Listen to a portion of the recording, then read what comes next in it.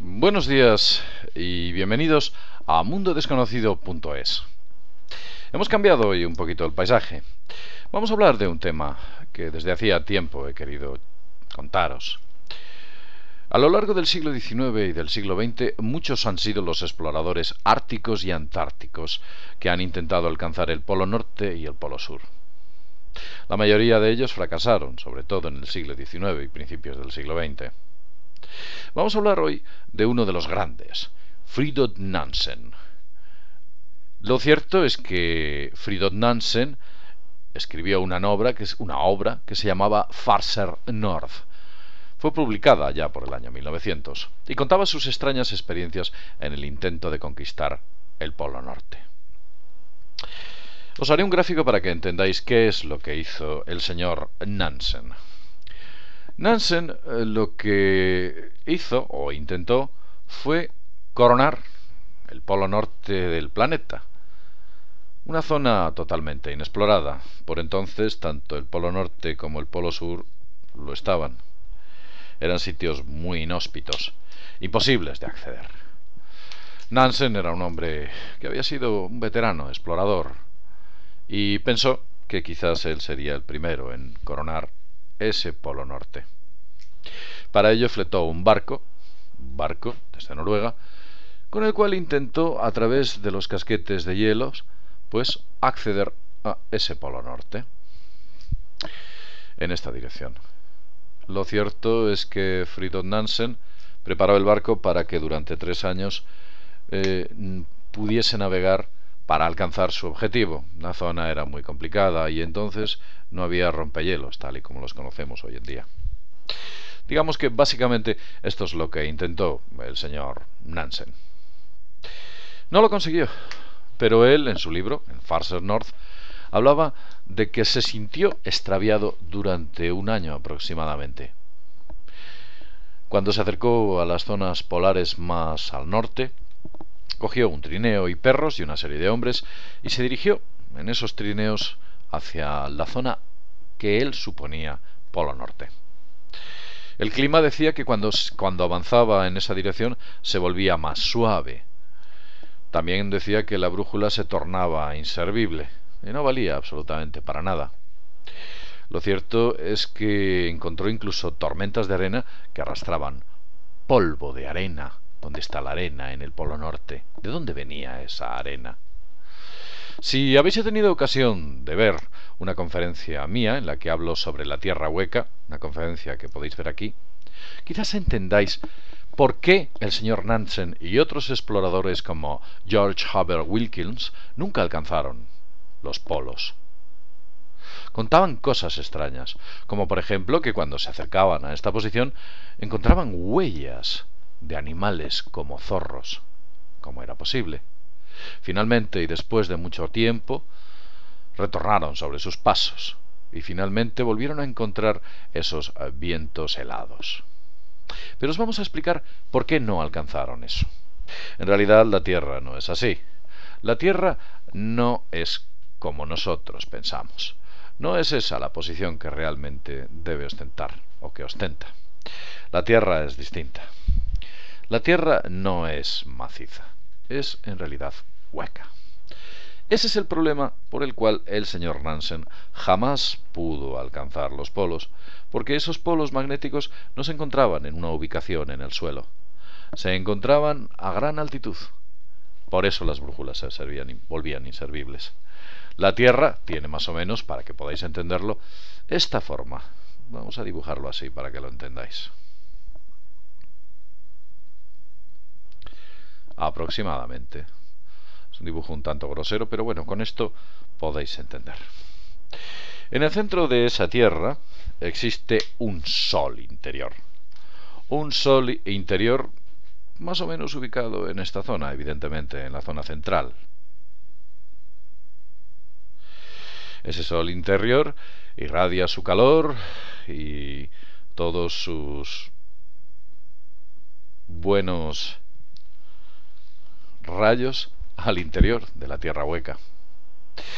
¿Qué le ocurría a Fridtjof Nansen? ¿Por qué no alcanzaba el polo? ¿Por qué la brújula se verticalizaba? ¿Por qué se volvía inservible? Bien, Quiero que veáis esto. Imaginad que cogemos esta sección, concretamente esta sección de aquí, y os la voy a dibujar en este sitio. Y vais a entender rápidamente por qué Fridtjof Nansen jamás pudo alcanzar, y otros exploradores como Hubert Wilkins nunca pudieron alcanzar el polo. Veréis, esa sección que os he dibujado ahí es algo así aproximadamente. Muy grosera, muy grosera. En teoría, la ubicación del centro o del polo norte magnético está exactamente aquí, aproximadamente. Este sería el polo norte magnético. Fridtjof Nansen, equipado el Sol interior, aproximadamente también, estaría en esta zona. Como ya he dicho antes, esto es un corte seccional de la Tierra, para que todos vosotros entendáis esta ubicación. El caso es que el señor Nansen, con su barco, que se encontraba en esta zona, como ya hemos dicho, próxima a internarse a la Tierra, bueno, pues no pudo, debido a este efecto que os voy a contar. Cuando él iba entrando, su brújula, la brújula del señor Nansen, como la de todos los exploradores árticos, apunta hacia el norte, ¿no? Imaginemos que esta es la brújula. Bueno, pues la brújula apunta hacia el norte magnético, como veis. Pero cuando el señor Nansen se va internando dentro, ellos dicen que la brújula se verticaliza. Se verticaliza sencillamente porque la Tierra es hueca y el polo magnético se encuentra en el aire, no está en ninguna ubicación en la Tierra. Y al verticalizarse, ellos pierden cualquier posibilidad de referencia. Cuando siguen internándose en la Tierra hueca, lo que les ocurre es que la brújula cambia de posición. El norte se indica hacia otro sitio. Es por ello que en no pocas ocasiones ellos retoman sobre sus pasos, vuelven sobre sus pasos, como decía George Hubert Wilkins o como decía Fridtjof Nansen. Tal vez por ello se volvieron, o no obtuvieron el éxito Evan Wilson, Bowers y todos aquellos exploradores británicos que intentaron alcanzar el polo sur. Como veis, al indicar nuevamente la dirección norte, dependiendo de su ubicación, lo que está haciendo la brújula siempre es apuntar a una zona situada fuera y en el aire, que nunca está en la Tierra, de ese polo magnético. Observad bien, la brújula siempre apunta como un imán hacia esa dirección. Cuando llegan aquí, evidentemente los exploradores, pensando que el norte lo han superado, vuelven otra vez sobre sus pasos, retornando a la posición inicial. Por eso hablan de que se sienten extraviados, la brújula se vuelve inservible, y ellos lo dicen. Incluso ese efecto de la inutilidad de la brújula se sigue hablando de él hoy en día. La gravedad se mantiene debido a que la Tierra tiene aproximadamente aquí, en esta zona que os estoy dibujando, una especie, esa corteza, esa corte o esa sección, tiene aproximadamente 2000 kilómetros de grosor. Y aquí hay un extraño silencio, una especie de centro, para que lo entendáis. La Tierra, y lo veáis de esta manera, la Tierra tiene un total de 2000 kilómetros de espesor, esa corte, esa sección. Y el Sol, para que entendáis algún dato adicional sobre el Sol, según los cálculos de algunas personas que estuvieron investigando este misterio, se dice que tiene aproximadamente 40 kilómetros de diámetro.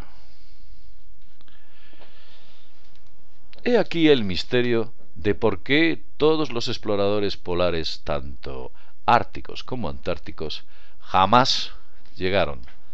La brújula les engañaba. Justo cuando estaban entrando en la Tierra, apuntaba al norte, y cuando accedían a su interior, nuevamente apuntaban al norte y les hacía retornar sobre sus pasos, intentando alcanzar ese sitio. Era una especie de movimiento con el cual ellos se sentían extraviados. Con todo esto espero que hayáis comprendido a todos esos exploradores y las causas que les obligaban a volver sobre sus pasos. Porque sencillamente la Tierra es hueca y todos los orbes del universo lo son. En su interior hay un sol central que ilumina esa corteza interna, y dentro existen los mismos elementos geológicos. Ese es el gran misterio que nos ocultan desde hace muchos años. Ellos lo saben y no harán porque vosotros lo descubráis. Cuando os cuento todas estas cuestiones, algunos de vosotros quizás penséis que os estoy llevando al límite de la ruptura de la realidad. Pero lo cierto es que es así. Día a día y prueba a prueba se apuntala la teoría de la Tierra hueca. Bien, y sin más, desde mundodesconocido.es, nos vemos en el próximo videoprograma. Hasta pronto.